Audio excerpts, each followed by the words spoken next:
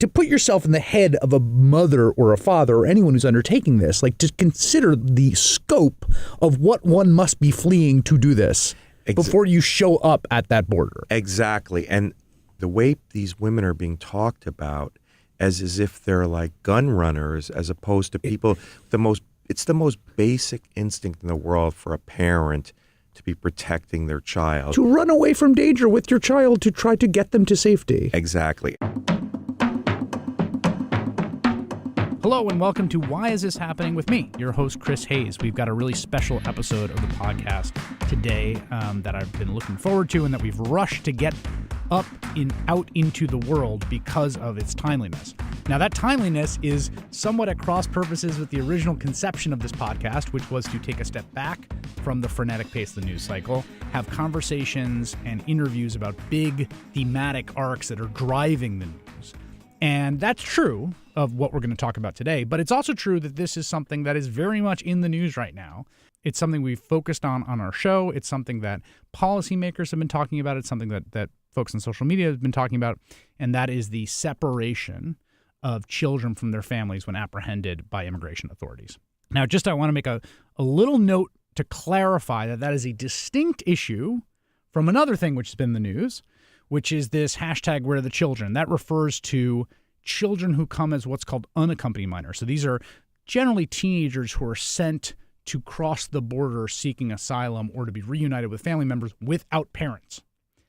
And a bunch of those children have been placed in the custody of family members and have not checked back in with the bureaucratic entities that are tasked with monitoring them. And that gave rise to this idea that the bureaucratic entities, in this case HHS, had lost them. That's not really quite true, actually. And in fact, a lot of immigration advocates are really worried about that language because what it pushes for is for the bureaucratic entities in question to go try to grab those kids and put them back into custody, which is not really what you want. And the reason you don't want that has to do with this other group of kids who've been forcibly separated from their parents. These are kids who came with their parents. These are children as young as 1-year-old, 5-year-old, 14-year-olds who came with their parents and were taken away from their parents at the border or at the port of entry and put into the custody of the Office of Refugee Resettlement, where they are now being warehoused and cared for by the government away from their parents. That's what's happening right now. And we have been covering this on the show. And when we started covering it, segment producer Luciana Lopez took a sheet from a testimonial that was included in a class action suit against the government for this practice, and she put it on my desk. It was highlighted. And it was the first person recounting of a woman who had come to this country with her child, who had had that child taken from her. And as I was reading it, I was thinking to myself, this reads like the literature of a totalitarian government. This reads like a first-person dispatch from an authoritarian state. This reads like something from a sci-fi novel about some dystopic future. One of the themes that emerges in that kind of literature is a kind of bureaucratic state that's faceless and incomprehensible, right? The idea of these kind of like these men with suits or men in uniform who show up and they wield this completely arbitrary power that can crush someone's life. And that goes back to The Trial of Joseph K. by Kafka, and it's an emerging theme in a lot of the Soviet literature about the experience of the Soviet state that was just completely arbitrary and capricious. And it shows up in 1984, just this idea that you're living your life, you're doing something, and then all of a sudden the state can come in and wrench your life apart and completely upend it. There's a knock at the door. There's a call that comes in. There's a person who gets out of a car and calls your name, and next thing you know, you're in handcuffs. And that idea of tyranny hanging over people, kind of absurdist tyranny, is a real through line when we think about the kind of societies that we aren't. Non-free societies under the sway of totalitarian regimes, authoritarian regimes, dictatorships, etc. And there's another theme that emerges in a lot of the literature of these kinds of societies, and it's most obvious in the legendary Sophie's Choice, which is the ability of the state to take children from their parents, to wrench apart a family. There's a really interesting moment in this great New Yorker piece recently about a apartment complex in Moscow that had been sort of the heart of many of the kind of upper echelon of the Communist Party, where Stalin's secret police start going to work during the purges and kind of one by one disappearing people in the building. There's a scene where a mom is on the staircase. It's like the Stalinist secret police come and take her away, and they handcuff her as her children watch her being led away. And she says to her children, "Never lose your sense of humor." I thought about that a lot. Those two themes are something you just see a lot in portrayals of both actual authoritarian regimes and fictional ones. And the reason that I'm talking about them here, the reason I've been thinking a lot about them, is because right now our real actual government is doing that. This is something that we have been covering on the show quite a bit. It's something we've been devoting a lot of resources to, and it's the policy of the Trump administration to forcibly separate children from their parents when apprehended at the border. Oftentimes, people who are coming explicitly seeking asylum. So people who are coming and saying, look, I am here. Hi, hello. I'm from the Congo. I'm from Brazil. I'm from Mexico. I'm from Honduras. I have come to your shores. I have come to America, the land of the free, the home of the brave. I have come to the place that is beneath the shadow of the Statue of Liberty, giving you're tired and you're poor. I have come to the place that we think of as open and welcome to those fleeing oppression and tyranny, fleeing the kinds of places where the knock in the door comes at night, fleeing the kinds of places where the man gets out of the car and calls your name and whisks you away, fleeing the kinds of places where a mother and child could be separated by men in uniforms for no reason. And those people who are coming to our border for that purpose are finding themselves sucked into an authoritarian nightmare by our hands, by our government, by the Trump administration's decision to forcibly separate children from their parents as they are processed and also prosecuted for illegal border entry. This is something that is abhorrent to the conscience. It's also something that comes at the end link in a chain that goes all the way back to 9/11 and 2001, and an utter transformation in the way this country deals with immigration. So there's two things to keep in your mind when you think about this policy as you're seeing it unfold. One is that this is different than what came before it. It's different in really fundamental and odious ways.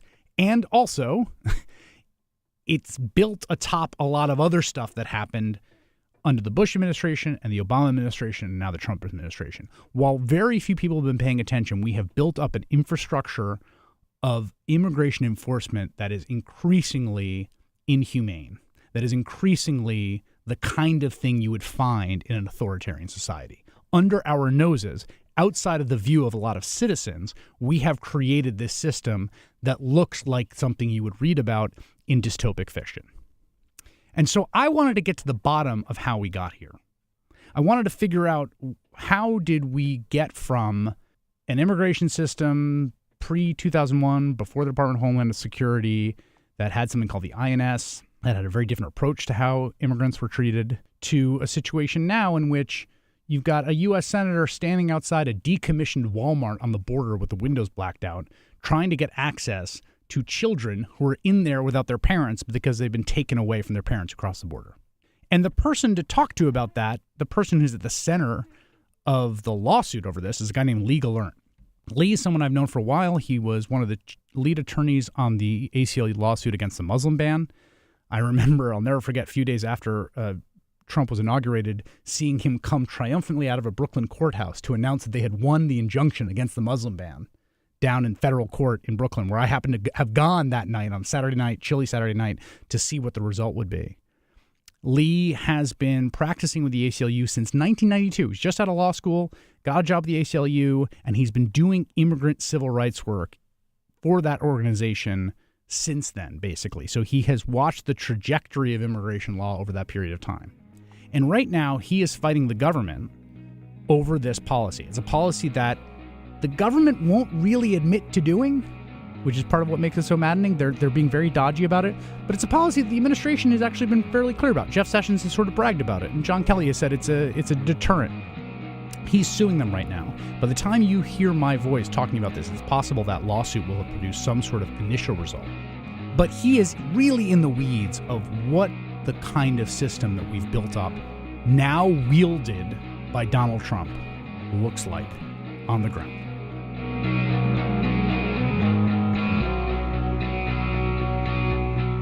I've reported on immigration a fair amount in my journalistic career, and I've had a lot of conversations with immigration lawyers.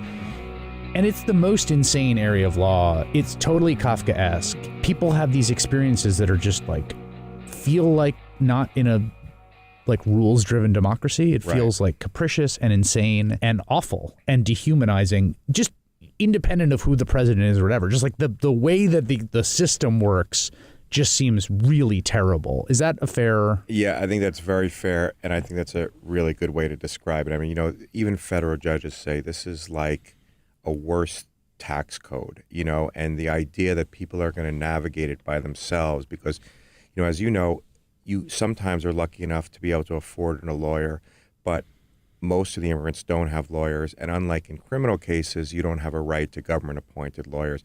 So they're navigating this system that is crazy. I mean, even when we get pro bono assistance from law firms, experienced lawyers, they're like, I don't know what's going on here. And they take a look at it, and they not only is it so confusing and impossible to navigate if you haven't been doing it your whole career, but so much of it doesn't make sense and so much of it is irrational that you bring a smart person who just looks at it for the first time and says, I can't believe these rules and I can't believe what immigrants are subjected to. It seems like how can they possibly be getting a fair shake? And even if you put aside, like you did, you know, which side you're on, there's so many arbitrary results produced by the system that it's not good for whichever side you're on. It's arbitrary, it's too complex, it's everything, you know, and it needs to be fixed. Why is it so bad? I think part of it may be that for a lot of people, immigration is sort of sight unseen, you know, that kind of thing. And so it doesn't affect them. So people don't have an interest other than the people who are subjected to it in fixing it. It affects a very distinct population. And obviously immigrants don't have any political clout. If any other law was this bad, you'd see it fixed. But because it affects immigrants and they can't speak out and they're powerless, I think that's probably why it got so complicated is probably a lot of trade-offs over the years. I think even if even if they're not going to fix the sort of ideological issues, they ought to simplify it and fix it a little just to make it like the tax code. Yeah, exactly. Right, exactly. Although the danger of that is exactly the danger of the tax code, which is that every time they say they're going to simplify the tax code, they don't simplify the tax code. They always make them, Exactly. And I think that's right about immigration as well. They say, well, let's fix this. But then once they start tweeting, they fix 6 other things, and then they're all irrationally bumping up into each other. The point you made there, I mean, that seems like a strong one, and one that I've always has struck me in reporting on this, is that there's just a lack of basic democratic accountability almost by definition, because the group that's subject definitionally are not citizens. Exactly, and therefore can't vote. And so we can do what we can do in court, but the sort of rules are stacked against us in court for immigrants because they have reduced constitutional protections. And so it's hard to win cases in court. We win some, we lose some, but it's harder than winning cases in other areas of civil rights. To me, it's ultimately always been a lot about the media bringing to light certain things. Like, so your show brought to light the family separation issue. And you actually did see outrage on both sides of the aisle about it. But, and people probably just didn't know that a 1-year-old, a 2-year-old, so you walk down the street in New York and no one actually thinks that's happening, and it's not happening right here in New York. The border might as well be the moon. At the end of the day, the media needs to shine a light because it's hard to win cases in court for immigrants. It's hard to get legislation passed. But I think there are certain things where if the media shows it in the light it's actually happening, things may change. We know people are going to disagree with us about larger immigration policy issues, and people are reasonably going to differ on certain things. But I do think there are certain things like the family separation policy that a lot of people, maybe not the far end of the spectrum, but a lot of people can agree with. This is, to me, seems like the family separation thing. Have we completely lost perspective that, like, we're going to make 2-year-olds negotiating pawns? Let's start in 1992, which is when you start at the ACLU in this area, right? Tell me what the biggest difference was back then in what you were working on and what the landscape was like. Well, I think, first of all, immigration wasn't as big an issue, right? I mean, now it's on everyone's mind, right? You see it all the time. And I got out of law school, and I didn't even take immigration in law school, and I had no idea that I was going to do immigration. I came from a more general civil rights background. It just wasn't as big an issue, and I sort of fell into it. The biggest difference is the pace wasn't as hectic, and it was all just about sort of what Congress was doing. There were no cities and states going after immigrants, and it wasn't always viewed as sort of a national security issue. And so that lasted for a while, and then 9/11 hit, and every time the debate about immigration occurred, it started being discussed as intertwined with national security. Well, the border's being overrun, and who knows if Al-Qaeda is coming in. And then I think the other big change is cities and states started to get involved, both passing pro-immigrant measures, but mostly going after immigrants. So then my work got so divided between working on sort of straight national security, straight immigration, the intersection, but also having to litigate against cities and states. And so that's why now it's just sort of blown up into this huge thing. Let's talk about 9/11 because, look, it doesn't seem unreasonable to me. I mean, the worst act of mass murder and the worst terrorist attack in the United States history was carried out by immigrants who had come to the country legally through the visa process, specifically for the purpose of carrying out the operation. And, it doesn't seem unreasonable to look at that and say, well, there's some sort of soft underbelly or there's some kind of exposure here we have to deal with. Separate out the sort of reasonable from unreasonable responses to that. Right. And I think you're absolutely right. I've always felt like the issues after 9/11 were really difficult, both morally, ethically, policy-wise, legally, and both sides really needed to listen to each other. In my view, what happened was there were steps we needed to take, but then we started demonizing all Muslim immigrants, and people began jumping to conclusions about all Muslims. And I think that's where we went wrong. And I think if you talk to a lot of FBI agents even, now they would say that's where the mistake went. We began to assume that any Muslim, who was looking at a bridge could be thinking about blowing up that bridge. And so Muslim men began getting rounded up. I think that's where we went, sort of the overboard reaction. And now, what needed to be done was much more specific targeting of national security threats. But what ultimately happened was everyone started assuming all immigrants were bad.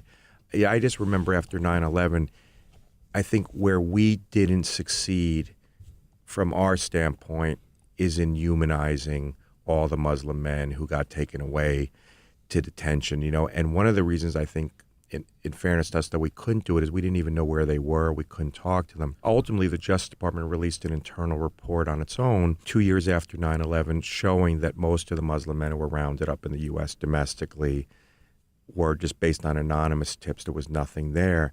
But we ended up having to talk about them just sort of in the aggregate, in an abstract way, instead of saying, look, this Muslim man's 2-year-old and 4-year-old sons are waiting for him to come home every day. Why isn't he coming home? And this, in some ways, I just want to be clear about what you're discussing, because it's a lost chapter in American history, which is that in the wake of 9/11, in the immediate aftermath, there are thousands, is that true? Yeah. Thousands of Muslim men who are just taken away into custody by the FBI for protective detention. What was the term? Right, exactly, and preventive detention. Preventive detention, right. Exactly.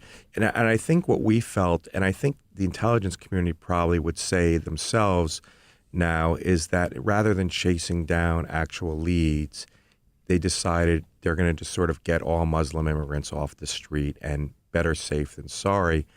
We would never do that if you actually viewed the people in a real human way and say, it's hard to imagine other groups of people being rounded up like that. Then there was a much larger structural change, which is the Department of Homeland Security, and the change in the structure of American immigration enforcement. I mean, exactly. You had INS that no longer existed. It's replaced by ICE, and Customs and Border Patrol, and now they're all put under this new department. What did that do? What did that change do to the way that the laws work in this country? You're exactly right.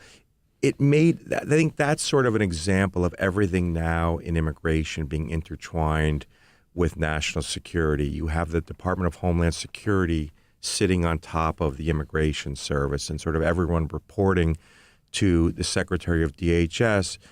And that DHS secretary is normally someone focused on national security than immigration. So everything about immigration then gets looked through the lens of national security. And that's been a problem because ultimately some parts, as you pointed out, of immigration are about national security. You know, we all have to acknowledge that, and 9/11 made us acknowledge it even more.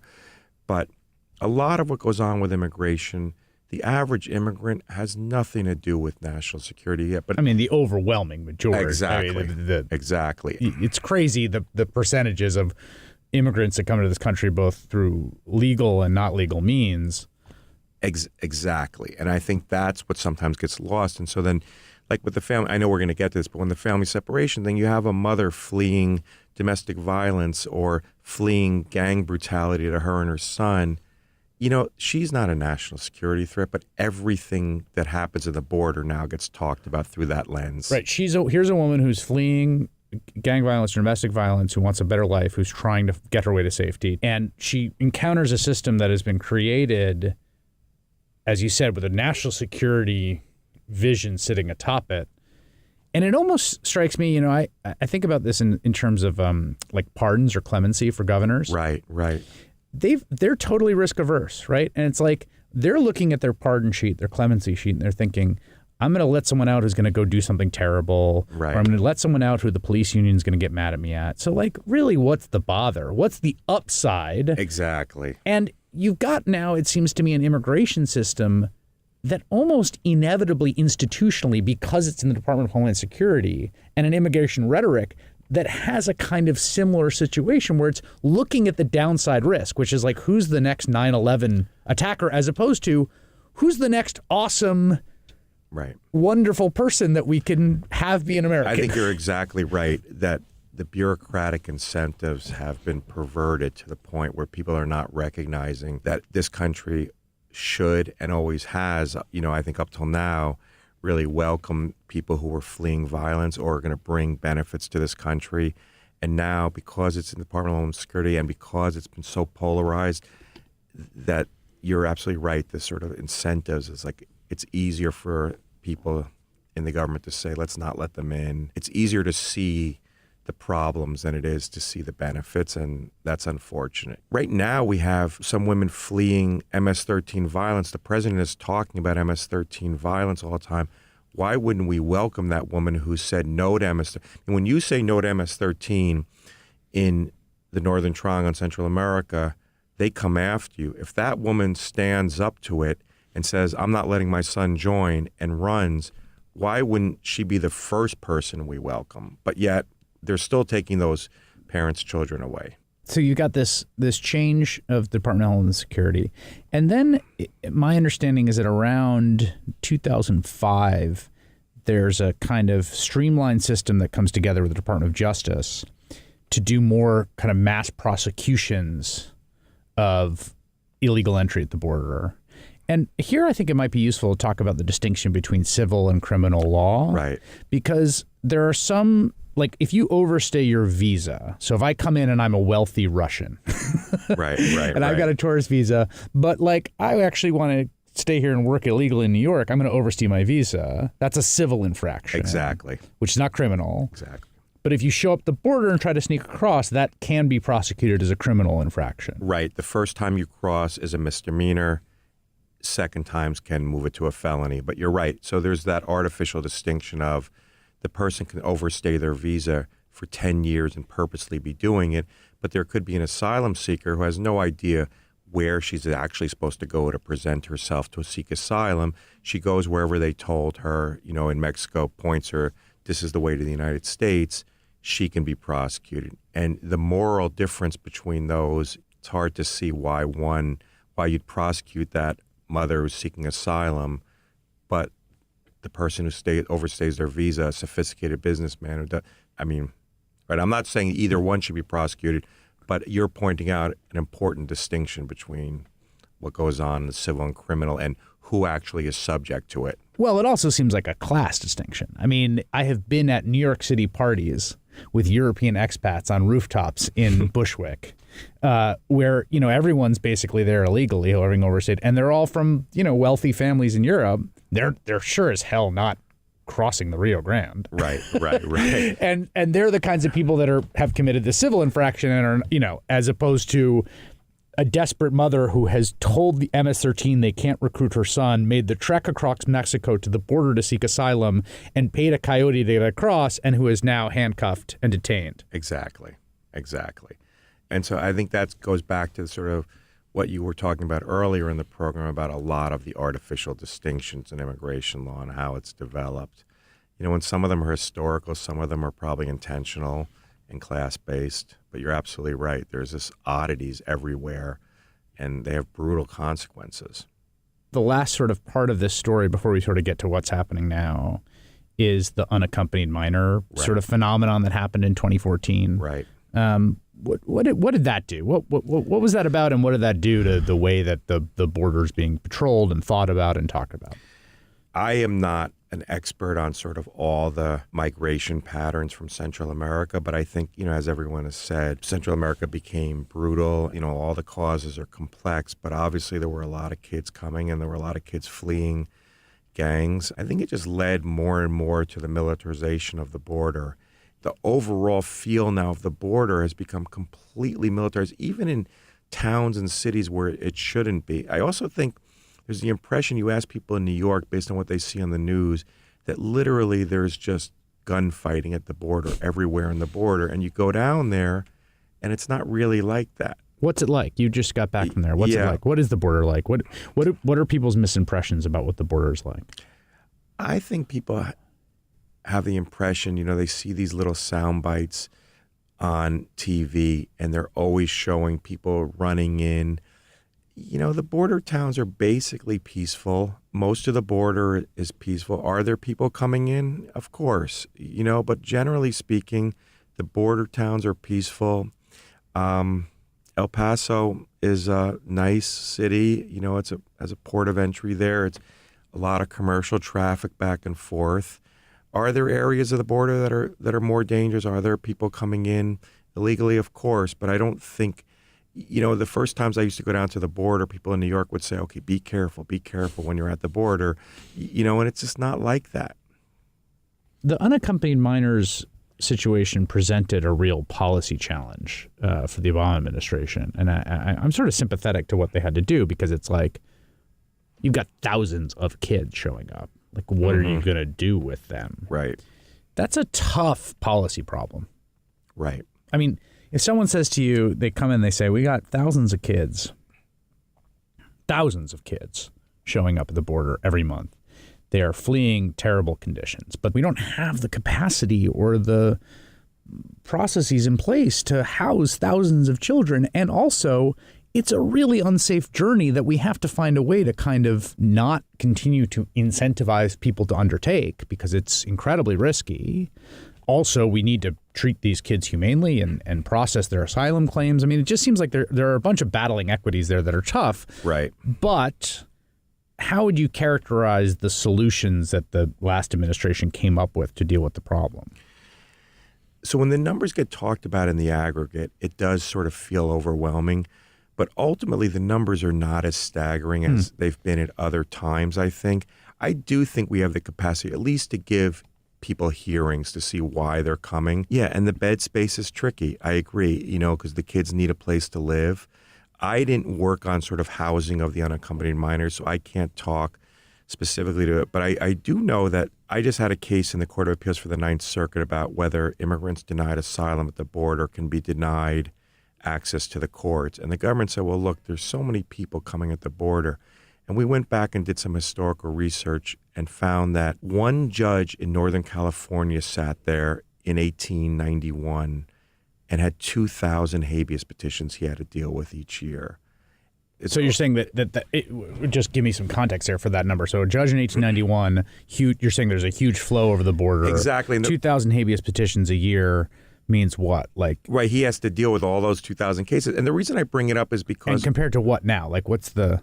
Oh, it's far less per judge. I don't have the exact figure, but it would be nowhere near to... I mean, because one of the things the government is arguing is, well, how can the federal courts handle this? Oh, and we I see. were arguing, well, habeas corpus doesn't turn on the convenience. And the truth is, if you're really saying this is historically unprecedented, that's not true. And just to be clear here, I want to make sure I understand this. The government is they're doing these kind of apprehensions at the border and making these kind of judgments about the merits of people's asylum cases as a sort of snap judgment. Exactly. So there are now these things called expedited removal hearings, that they're at the border for asylum, and they're just very quick, truncated hearings, not like the normal immigration proceedings, which we have problems with, but they're at least still hearings. These are just border hearings, very truncated, and you lose, your whole life's at stake. And we've said, well, traditionally, the right to go to court is protected by habeas corpus, and the government has said, no, you don't have the right to go. It would be the first time in the history of the country that we didn't have access to federal courts for people on our soil, and that's what the government's arguing. So it's Really? Yeah. So right now the government's saying we can do these expedited reviews for people we apprehend at the border. Is this a Trump administration thing, or does it extend back You know before? what? It unfortunately extends back even before. Interesting. Yeah. This is interesting. This is something I want to get into, which is continuity versus change. But so I want to be clear on this. So you're saying, so even before the Trump administration, under the Obama administration, you have an expedited review. We apprehend you at the border. You say you have an asylum claim, and what does that expedited review look like? It's an asylum officer who does a very quick interview. You're almost never going to have an advocate there. It happens, a day or two after you cross the border. You're already trying. You have no idea what the person wants to hear or not, and so you're doing it. It's 45 minutes, an hour, and that's because of the translation. It's really only a few questions. Then you get what's called an immigration judge review, not a hearing, where it's like a 10-minute review, and people lose who clearly should pass. And it was meant originally just as a screening thing, just to see that you had a basic claim, not to actually adjudicate, because you don't have time to prepare it and you're by yourself. It originally only applied to people right at the border. Now it's being applied to people inside within 100 miles. The Trump administration is talking about applying it anywhere in the country. And that's why it's so important that there be federal court review. Both the Obama administration, unfortunately, and now the Trump administration has taken the position that there's no federal court review. And so that's a very dangerous principle. I just want to be clear. So you're coming up.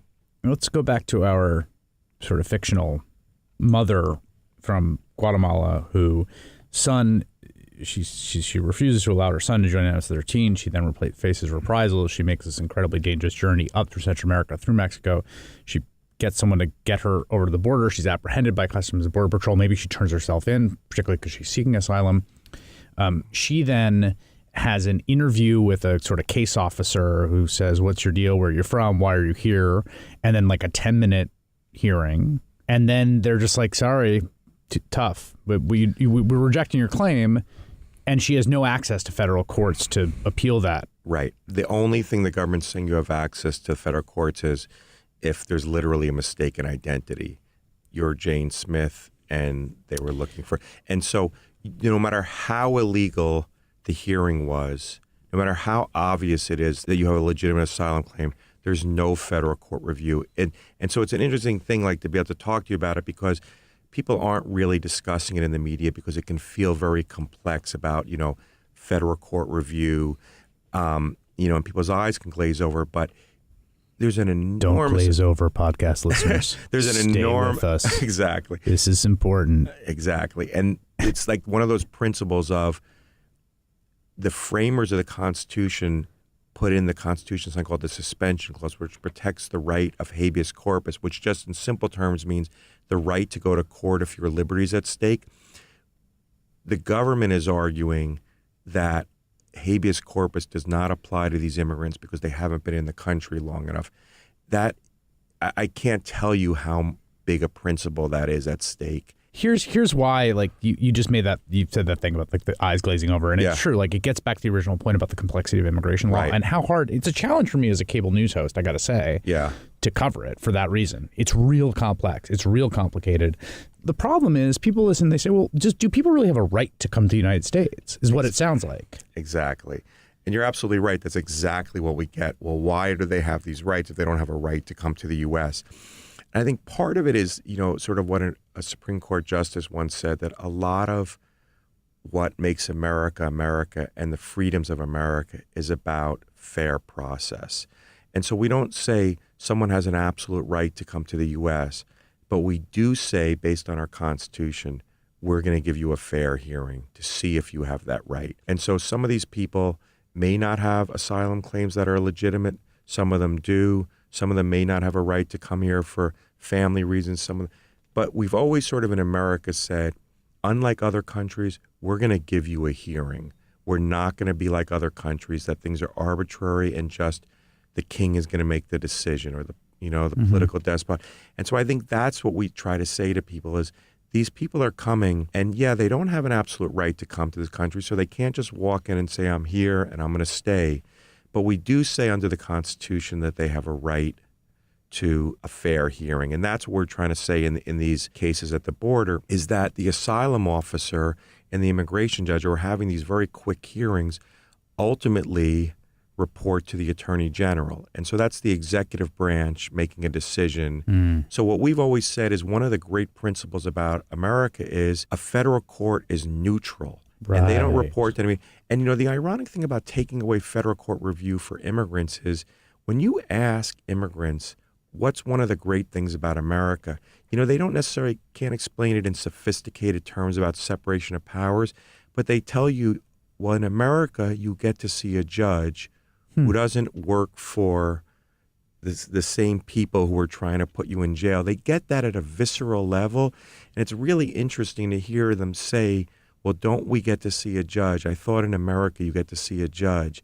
Because the countries they're leaving, that's one of the things I always think differentiates us from a lot of the countries they're leaving is the ability to go before a federal court judge. And people bash federal court judges all the time. But ultimately, it's such an unbelievable thing that they have political independence.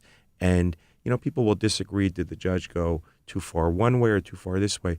But no one disagrees with the principle that they're supposed to be independent. And that's what we're trying to say at the border is, they don't have a right to come to this country, but they should have a right to fair process, and they should have a right to see a federal judge, especially when the stakes are so high. Their life literally could be at stake. Let's talk about this separation. First of all, when did the Trump administration start separating children from their parents? That's a good question because we don't have sort of an exact moment because what happened was Kelly would go on news shows and other people and say, look, we're contemplating a policy of deterring families from coming by separating their children, but we're only contemplating the policy. So everyone sort of relaxed and thought, okay, well, the policy is not in place. We don't have to worry about it yet until they announce they have a policy. But what we quickly found out is that there were hundreds and hundreds of kids who were being separated. And that started, I think, back in the fall, maybe late summer. Of 2017. Yeah, and that it was happening anyway. And so it was sort of like a deflection by saying we don't have a policy. But in practice, they were doing it. And who cares whether it's called a policy or a practice? It was happening. So it's been happening a long time. And I think just began to get worse and worse. And finally, we began to get word, at the ACLU, it's really getting bad and something needs to be done about it. You have a lawsuit challenging right. it. So what's happening is, again, so let's say I show up with, well, maybe you can give me examples from plaintiffs. So I think there's sort of two basic scenarios that occur, and they're represented by our two plaintiffs, one a Congolese mom and one a Brazilian mom. The first example is like the Congolese mom. She shows up at a port of entry, a border crossing where the guards are with her little girl, and says, doesn't try to cross, says, I'd like to apply for asylum. I just escaped the Congo. Can I apply for asylum? She had her kid taken away from her for no reason. How old is her kid? Her kid was 6 when they got there. When she finally got her kid back, the little girl was 7, celebrated her 7th birthday in a government facility all by herself in Chicago. And so that's one scenario. And if you listen to Secretary Nielsen or the Attorney General, you'd think that the only way you can lose your child is if you cross the border illegally. It's simply not true. And she is not the only one. She arrives in LAX, right? No, she came in Mexico. She came through 10 different countries to get here from the Congo, finally got to a port of entry in San Diego. In San Diego, right. So she comes in San Diego. And she's got the 6-year-old with her. Exactly. She presents herself. She says, I'm here. I've fled. I've gone through 10 countries to come to these shores, America. Take me in with my 6-year-old. And I know I'm obsessed with this moment because it's the thing that I think about as a parent. Like, there's a person that comes and takes the kid. Yes. Like, so men in... Well, so this is what happened. She comes in. I mean, this is a long, hard journey from the Congo. She's with a little girl who's made it with her.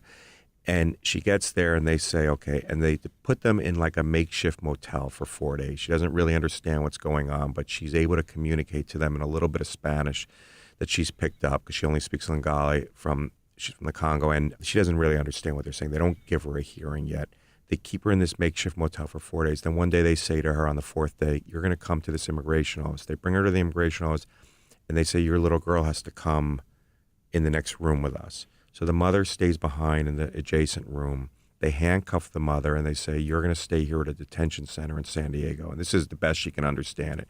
She then hears her little girl screaming at the top of her lungs, please don't take me away. So they told the little girl, you're going away now. And she's screaming, Mommy, don't let them take me away. Don't let them take me away. She doesn't hear what's happened to the little girl for 4 days. They don't tell her why they're taking her away, where she's going.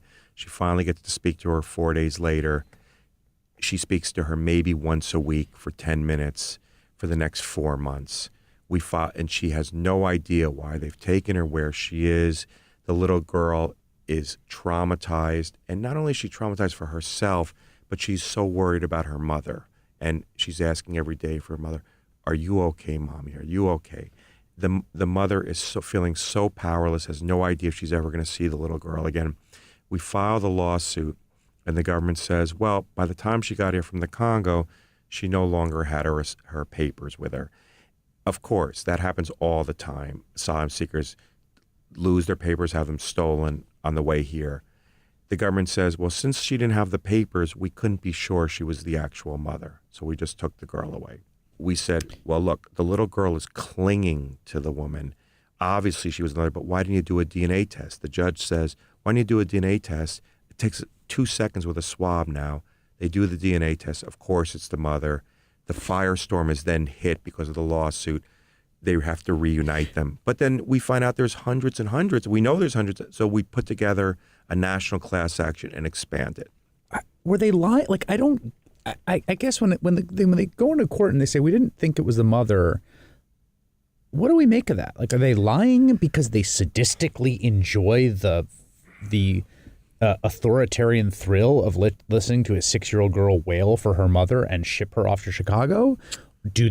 Are they following some weird bureaucratic mandate or incentive? Like, what is going through the minds of these people? Yeah. I mean, I, as the lawyer in the case, am not going to comment on those specific things, but I think people ought to ask that question. And I would say that it's not individuals who are doing that, who are making those decisions. They're getting directives from above. And what I said to the judge at the hearing on May 4th was, it used to be that every prior administration did everything they could do to keep the child together. So they would say, let's quickly do a DNA test. But now the directive from the Trump administration seems to be, let's find any justification, any excuse to separate. And so I actually think the reason they were separated and the reason all these others separated is exactly what they used to admit. And now, sometimes admit, sometimes don't, depending on what forum they're in, is that it's an attempt to deter families from coming here. When they got to court and they tried to have this retroactive justification, well, we didn't really know it was the mother. I think the judge had the same reaction that we had is, really? There was no way to figure it out? And for 4 months, you sent the little girl away to Chicago rather than taking some steps to figure it out? It just doesn't hold up. And that's why I think ultimately it is this punitive deterrence measure. That's why these retroactive justifications don't really make sense, because they never really were the reason. Who is the other plaintiff in this case? So the other plaintiff who's representing the national class represents the other scenario you hear about of someone who crossed the border illegally, pled guilty, and was arrested. So she came from Brazil, fled domestic violence, came with her son, and she crossed over the border, didn't really have any idea. In Mexico. Yes, didn't really have any idea where she was supposed to cross, but knew someone pointed her this way. And she said, as soon as the Border Patrol agent walked up to her a few feet over the border, she said, I'd like to get protection to apply for asylum. I just want to stop you there for 1 second, because I think this is an important thing. First of all, domestic violence is a category that you can make an asylum claim Exactly. on. First of all. Second of all, I want everyone to think for a second about this undertaking and about what one would be fleeing to do this. Just like put yourself in the head of like, this is not a casual thing. Exactly. You don't go from the Congo with your 6-year-old daughter through 10 countries, drag yourself to a port of entry. You don't go from Brazil and make your way up the entirety of the continent across an incredibly dangerous and arduous passage with child in tow for anything but the most obviously manifest desperate reasons. Just by definition, like people don't do that. They'll migrate to the big city. They'll go other places if they can. It just seems to me like that doesn't mean like everyone who has an asylum claim automatically.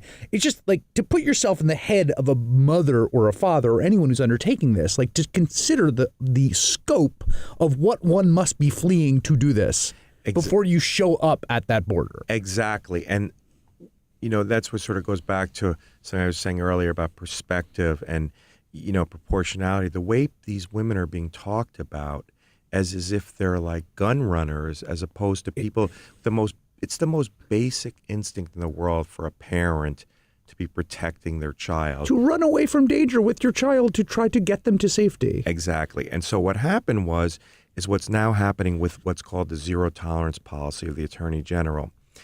Rather than saying, okay, let's see about your asylum claim, let's see if it's legitimate, the Attorney General has said, and this happened even before the Attorney General said it's going to be zero tolerance, we're going to prosecute you for the misdemeanor of illegal entry.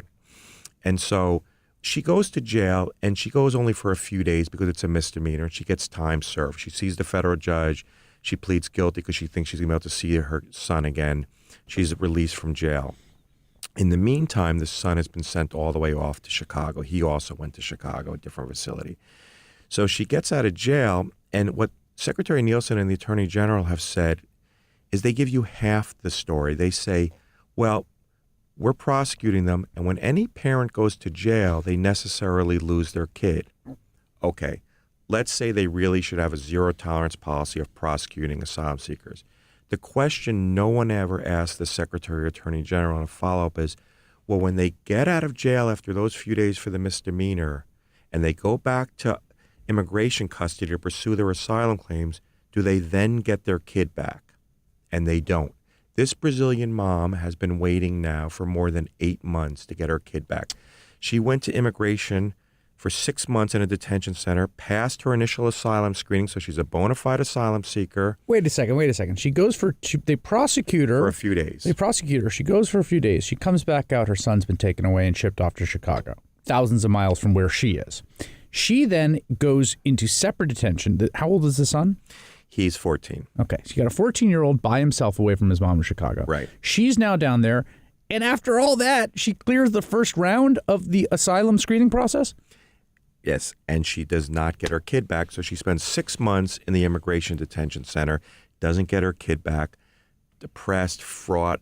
I mean, obviously, speaks to her kid once in a while. He's going out of his mind.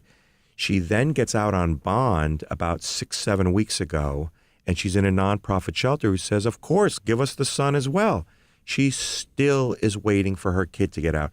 We don't think they should be prosecuting these asylum seekers in any way, but if they are going to do it and they're going to take the kid away for those few days, give the kid back. Well, the other thing about it, too, is they are choosing to separate the way that the Obama administration dealt with this, my understanding, is what was called family detention. Exactly. Which was messed up in its own way. And believe me, like there's tons of investigative pieces about family detention during the Obama administration. It's run often by sort of private contractors. Exactly. They sure as hell look like camps. You know, you got fences, you've got people in cinder block rooms. But the idea was, here's how we square the circle, which is that we're going to prosecute a lot of these people for legal entry, but keep them with their child by essentially detaining them together, right? Right. Not even prosecuting them, just saying you're seeking asylum. We're going to put you in a family detention center or we're going to release you. And so Oh, I see. So they weren't prosecuting. Exactly. The families were not prosecuting.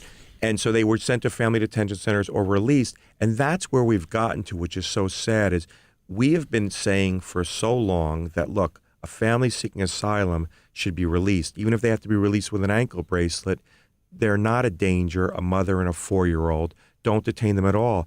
But if you have to detain them, at least detain them together in a family detention center. We're now just fighting for family detention together, just so because the worst of all is they're detained and separated. That's really important. So just the progression here is the optimal policy is just let them go and let them with supervision, right? You check-ins once a week, even if you have to do an ankle bracelet. But that's what they call that. This is what Donald Trump demagogued in the campaign trail is, quote, catch and release, right? Exactly. This outrageous thing where you find them, these invaders at the border who are a threat to our lives, and then you let them out into the community when we're talking about a Brazilian mom and her 14-year-old who fled domestic violence across an entire continent. Exactly. I mean, what the studies show is there is a million ways to ensure appearance at the asylum hearing, but it's an easy thing to demagogue. They're flooding our countries. We have no way to control them. And so now what the Trump administration wants to have happen is the word gets out around the world. If you come here to seek asylum, not only will you be detained, but you'll lose your child. And the truth is, they're not even going to deter the asylum seekers because, like this Brazilian mom has said, I'm stuck because I can't stay and risk my life or my son's life, so I'm going to have to come anyway, as bad as it is. So we're just going to have to put up with losing our children. So it's not going to deter anyway. But then the other question is really, there's a million things we could do to deter people. We could take away water from the children. It might deter, but at some point we have to say we're not going to do anything just to, right? I mean, there has to be some basic humanity in it. Well, and also the point you just made is that the deterrent is the trip. I mean, this is not like a hot tub that's just like sitting there waiting for you to slide into or next to where you're sitting. This is the most arduous kind of risky, horrifying journey that you undertake that is itself a deterrent because you don't want to do it. You're doing it for a reason if you're doing it. Right. I mean, I think a lot of parents out there can just think about if they've ever had to move for a job and pull their kid out of school and the kid goes crazy. Oh, all my friends are. I mean, this is like pulling a 6-year-old from the Congo and saying we're going to try and make it all the way to the United States. And, right, I mean, you have to be real. It's so disgusting. The thought when I think about what we talk about this country as being and what we want this country to be, and when you think about every fictional or documentary portrayal of people fleeing World War II, people fleeing Soviet Russia, people fleeing dictators, people fleeing the Jim Crow South, and the moment of just the safety, the warmth, the like when you've made it. I've been watching Handmaid's Tale, in which Canada is the place that people are fleeing to, and there's a character who makes it over the border and she passes out inside a barn in a border town, and she's there, and it's like safety, and it's like you want to be the country where that's the feeling. And the idea that you get there and then proceed to have a Kafka-esque, quasi-authoritarian Soviet experience of bureaucrats ripping you from your children you never see is such a absolute disgusting betrayal of the vision that we all have of the country that we live in. Yeah, it's just painting this. I mean, that's why I sort of, and you had asked me rightly sort of what was it like at the border. There's this whole image of just like there's these hordes of people coming to hurt us and invade us, and it's just, people should come down and see these moms, and they're doing what any mom would do. They're just trying to protect themselves and their kid. And it's interesting because now I can't really remember a time when I'm in federal court and federal judges are really getting emotional. And one judge in Boston, in a case where they're trying to remove all these people who are seeking asylum and the Trump administration is not giving them hearings and due process, she said, but didn't we learn our lesson after World War II? I mean, she's saying this in open court, and you rarely hear federal judges say, didn't we learn our lesson when we turned back to St. Louis, back to Germany? And, isn't this why we enacted all these refugee laws and asylum laws? Do we really want to have that on our hands? A lot of federal judges may have thought that, at various times doing immigration cases, but I think they're really expressing it now out in the open. It's really interesting. Final question for you. You this is a lawsuit that by the time people are listening to this, it's possible there will be a decision, right? Right. Absolutely. Is it an appellate? Is it? No. So we're still at the district court You're stage. still at the district court right. stage. And so we had the hearing May 4th. The government is trying to throw the whole case out, and we're asking for a nationwide preliminary injunction to do two things: to reunite the kids who have been separated and stop the practice going forward. And you can never predict when a judge is going to rule, but I suspect we're going to have a decision fairly soon. And, we're hopeful. But the other thing I would just stress is the Trump administration can stop it anytime they want. They don't need a federal judge to tell them to stop it. It's their policy. They've chosen to do it. Hopefully they see now that people on both sides of the aisle are not in favor of making these little children pawns in this larger immigration battle, and they stop it anyway. But if not, we're hopeful the federal judge puts an end to it. Lee Gallant is a lawyer for the ACLU, where he works on immigration issues, and currently suing the federal government over its policy of separating children from their parents. Thank you, Lee. Really Thank you, Chris. Thank you so much for having me. Why Is This Happening is presented by MSNBC and NBC News Think, produced by the All In team with music by Eddie Cooper. You can get more from Why Is This Happening by visiting NBCnews.com/Why Is This Happening.